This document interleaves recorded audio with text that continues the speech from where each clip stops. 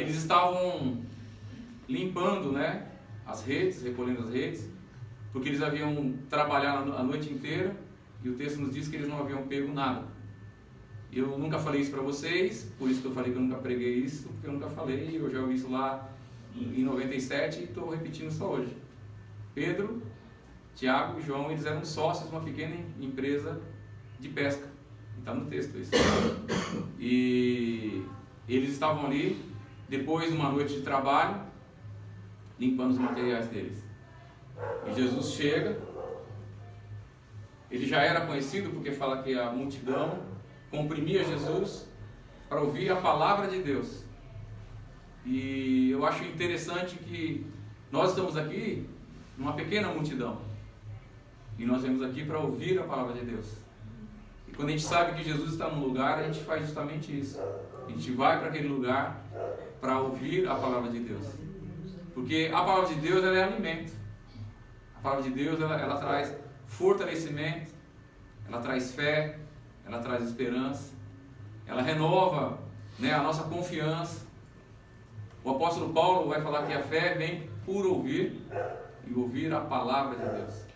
Então, quando nós estamos distantes desse alimento, como foi dito aqui nesta manhã, nós acabamos nos tornando fracos, subnutridos, vamos ficando fraquinhos, e as coisas da vida vão engolindo a gente e transformando a gente ao contrário daquilo que Deus quer que nós sejamos, porque a gente não ouve, porque a gente não tem comunhão, porque a gente não está fazendo as coisas de Deus.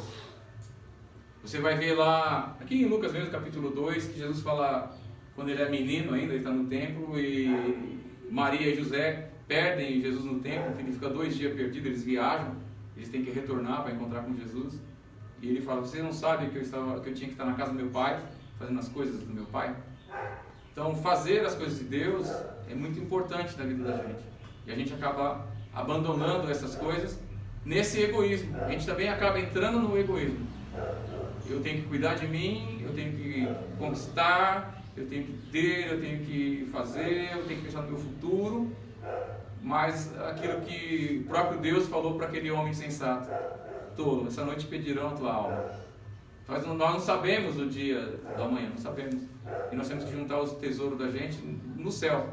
Não estou falando aqui para ninguém abdicar da vida, para ninguém abandonar o trabalho, para ninguém não ter desejo de possuir as coisas, mas para que nós tenhamos um equilíbrio.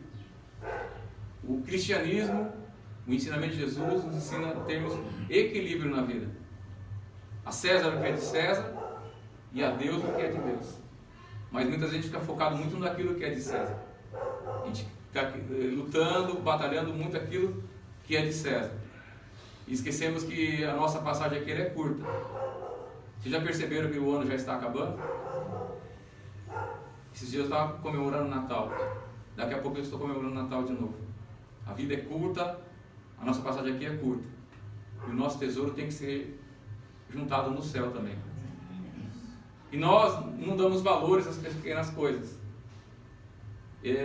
Eu não preciso de ver grandes milagres, irmãos. O meu relacionamento com Deus, o meu relacionamento com o Espírito Santo, é um relacionamento de gratidão. Ontem à noite, eu lembrei que nos anos 90, talvez a Su nem vai lembrar disso, eu fui levar um amigo meu que havia casado, e eu peguei um Opala, e eu era o motorista da noiva. Foi eu, você e os meninos, junto com a noiva dentro do carro, do Opala. E nós levamos a noiva para o casamento. Só que o carro não era meu, era um carro emprestado. E ontem, quando eu saí do casamento lá no Butantã, quando eu peguei a ponte da Cidade de Jardim, eu olhei para a Su e falei: Su, você percebeu que a gente está numa noite fria, dentro do nosso carro, indo agora com outro casamento, sem se preocupar com a quantidade de gasolina? Porque, você lembra, a gente punha um cheiro de gasolina no carro e a gasolina acabava e não chegava em lugar nenhum. Então era tudo medido, tudo. Então, irmãos, é a gratidão de poder encher um tanque.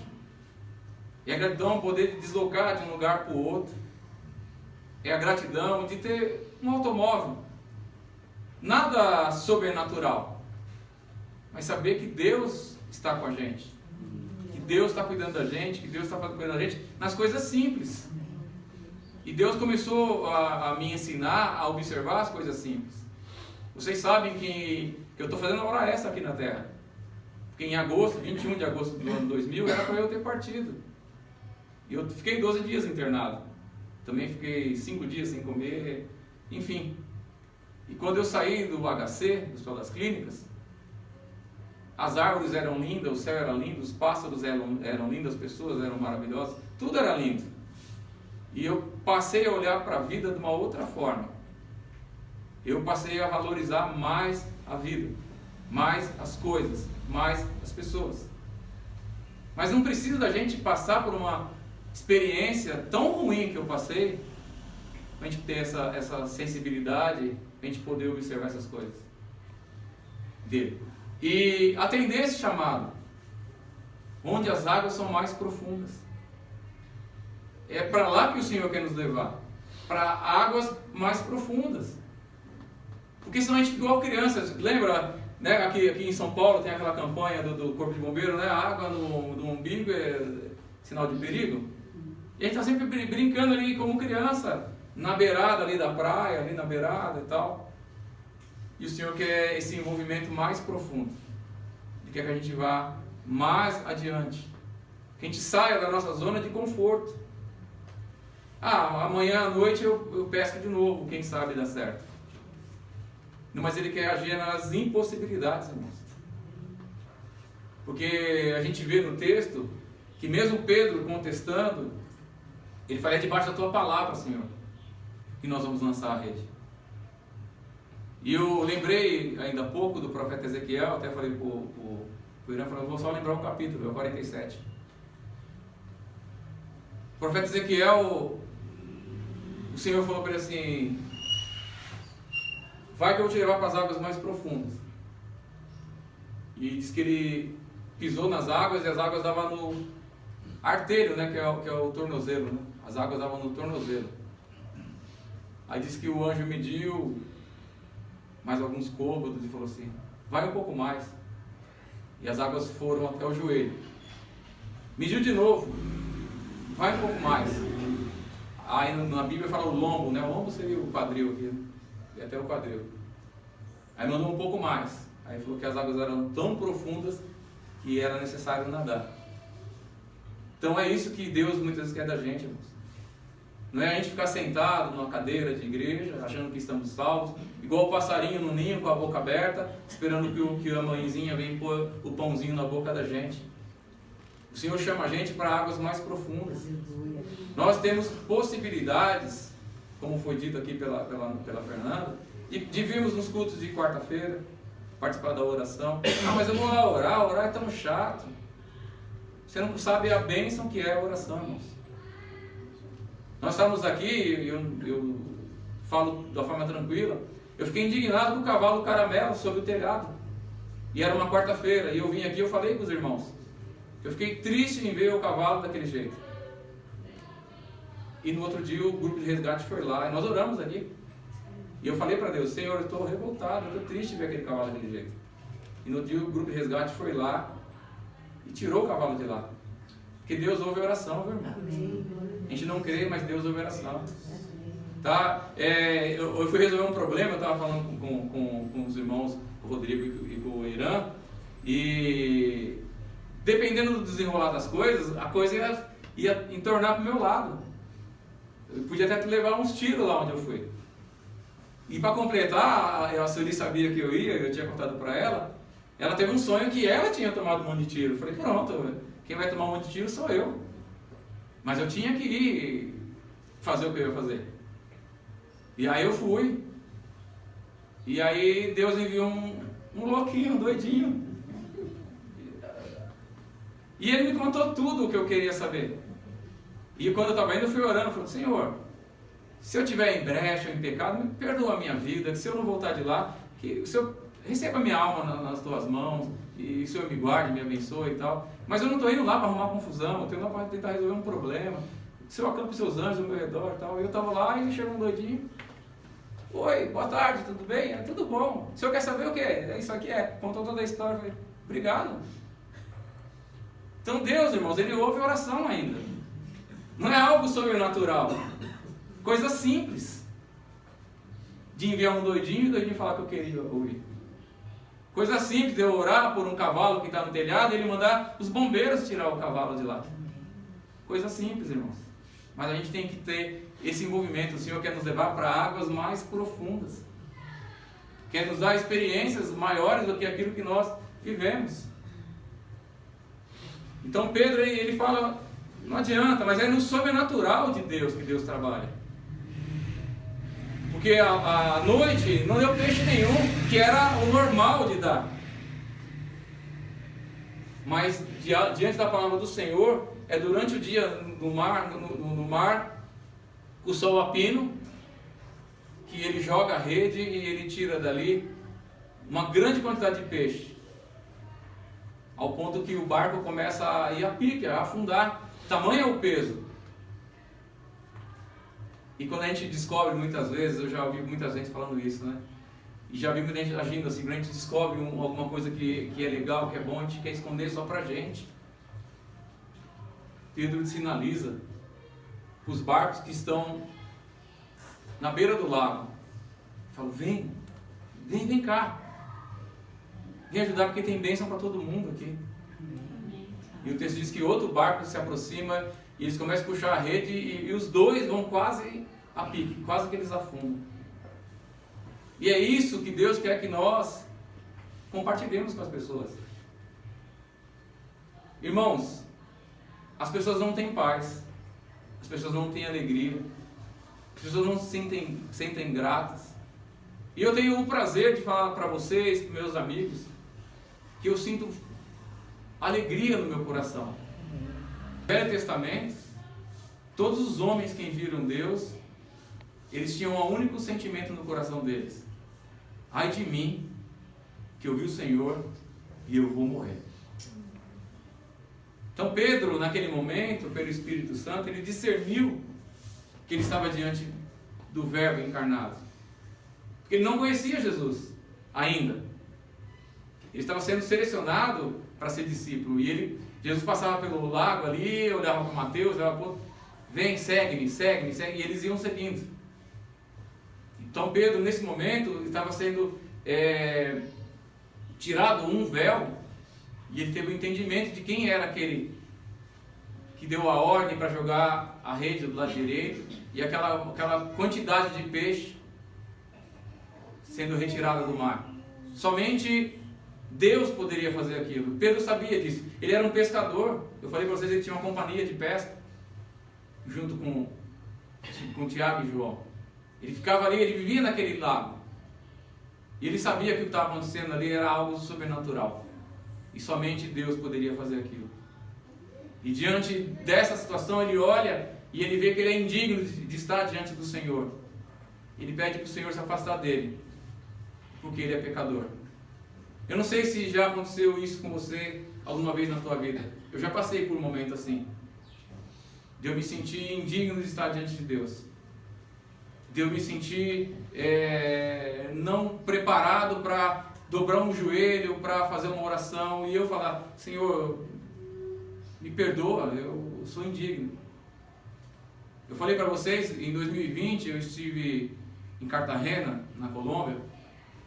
Ela é o Caribe colombiano, e era meu aniversário, dia 6 de março, e eu estava numa lancha indo em direção às ilhas. Me bateu um sentimento de indignidade tão grande, meus irmãos, que eu comecei a chorar dentro do barco. E eu comecei a orar e pedir perdão para Deus, porque eu era pecador. E porque não fazia sentido algum no meu entendimento eu estar ali, quando milhares de pessoas estavam passando fome. Milhares de pessoas estavam nos leitos de hospitais. Milhares de pessoas estavam cadeirantes. Milhares de crianças estavam abandonadas. Milhares de mulheres estavam chorando as mortes dos seus filhos. Mas eu, o bonitão, Estava no mar do Caribe, numa lancha, indo para o alto mar para fazer mergulho. Eu me senti indignado com aquilo. Eu pedi perdão. E quando a lancha parou, as pessoas olharam e falaram: por que você estava chorando? Haviam pessoas de outros países, havia também um casal de amigos. Por que você estava chorando? E eu falei para eles, porque eu me sinto indigno de estar aqui. E eu estava pedindo perdão a Deus por isso, isso, isso, isso. E eles falaram: cara, que coisa terrível, que coisa forte. A gente nunca tinha pensado nisso. Falei: qual é o mérito que nós temos de estar aqui? Nenhum. Nenhum. Então nós temos que ter gratidão a Deus por tudo que Ele nos dá. Por tudo que Ele faz na nossa vida. E não importa se é uma bicicleta com motor, como estão fazendo agora, de 49 cilindradas. Ou se é uma Kawasaki. Não importa se é um carro usado ou se é um carro novo. Ou um carro nenhum. Esses homens, eles andavam a pé, quilômetros e quilômetros. Aí tem ônibus, tem metrô, tem van, tem Uber, tantas coisas. E a gente tem que falar: obrigado, Senhor. Então a gente tinha que, na verdade, olhar o alimento na manhã, nas nossas mesas, e falar: eu não sou digno, Senhor. Mas obrigado pelo alimento. Obrigado pela roupa que eu estou vestindo. Obrigado pela casa. Essa noite eu acordei às 3 horas da manhã, uma chuva violenta. Mas nós estávamos secos. Obrigado, Senhor, porque nós temos um abrigo. Obrigado, Senhor, porque eu tenho uma comunidade, uns irmãos, família. Obrigado. Então Pedro, ele sente isso, irmãos. E nós temos que sentir isso muitas vezes. Porque Deus é misericordioso, é bondoso, é benigno, é generoso. E é Ele que faz as bênçãos dele cair sobre a nossa vida. Nós temos que agradecer a Deus por todas essas bênçãos. E eu finalizo, caso o texto está acabando, o horário está adiantando, e eu já falei bastante. Fala assim: depois de levar os barcos para a terra, eles deixaram tudo e o seguiram. Sabe qual é o mal da gente? É que a gente continua navegando com os nossos barcos. A gente ainda não entendeu o chamado de Deus para nossas vidas. A gente continua preocupado demais com a gente, preocupado demais com a nossa família, preocupado demais com os nossos negócios, preocupado demais com os nossos prazeres, com o nosso lazer, com a nossa felicidade. Mas o Senhor já tinha falado através da boca da Fernanda e também da eles, que sem Ele pode ter um grande alimento diante de nós, a gente não vai comer. Tem até na Bíblia isso, né?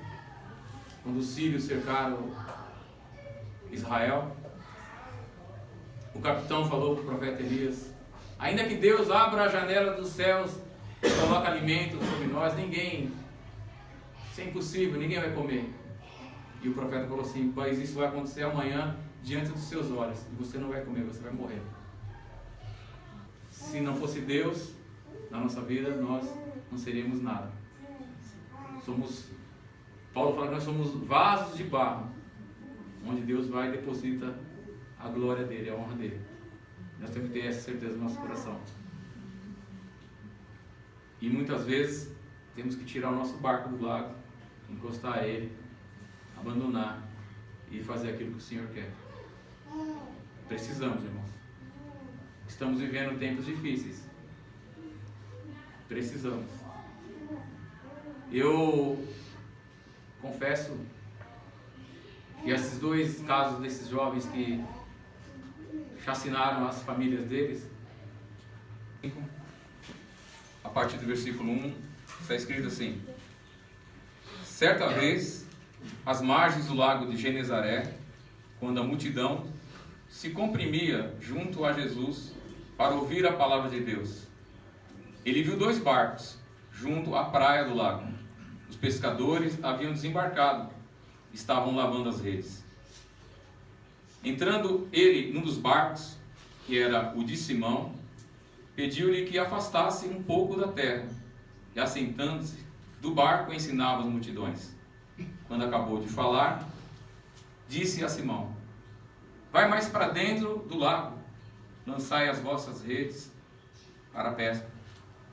E Simão disse: mestre, trabalhamos a noite toda e nada pescamos, mas por causa da tua palavra lançarei as redes. Feito isso, apanharam uma grande quantidade de peixes, tantos que as redes começaram a se romper.